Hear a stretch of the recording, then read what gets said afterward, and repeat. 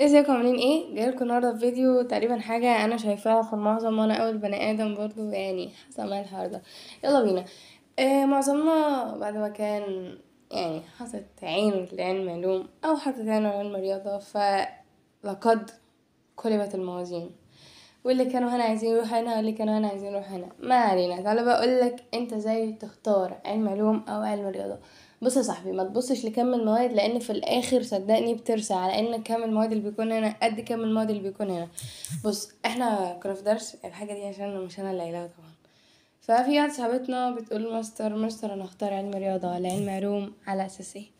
فالمستر رد بسيط خالص، قال لها شوفي مستواكي في اللغات. لو انتي مستواكي في اللغات فوق 90% فادخلي علم علوم، لو انتي مستواكي في اللغات اقل من 90%، بس مش قليل قوي يعني من بين 80 لحد 90، فانتي ادخلي علم الرياضة.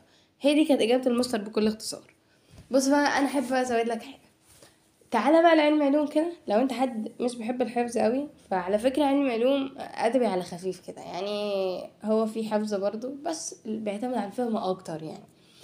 علم الرياضة معتمد، انت اصلا لو عرفت القانون بس قدرت ان انت تطبقه صح وفي الوقت الصح، انت خلاص الدنيا معاك فل.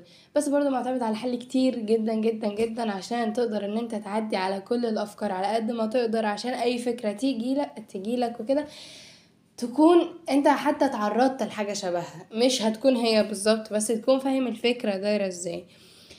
فانت ما تبصش على كم المواد، انسى كم المواد وشوف مستواك. لو انت عينك على كلية من كليات علم علوم بس انت مستواك في اللغات مش واو، دوس على نفسك شوية وتعال على نفسك. تعال على نفسك بس صدقني، لو قدرت ان انت تصلح حالك روح المعلوم، ما قدرتش فادخل علم الرياضة عشان ما ترجعش تقول يا ريتني. عشان صدقني اهلك برضو مستنيين يفرحوا بيك، فما تكسرش بخاطرهم ولا تكسر بخاطر نفسك. وسلام.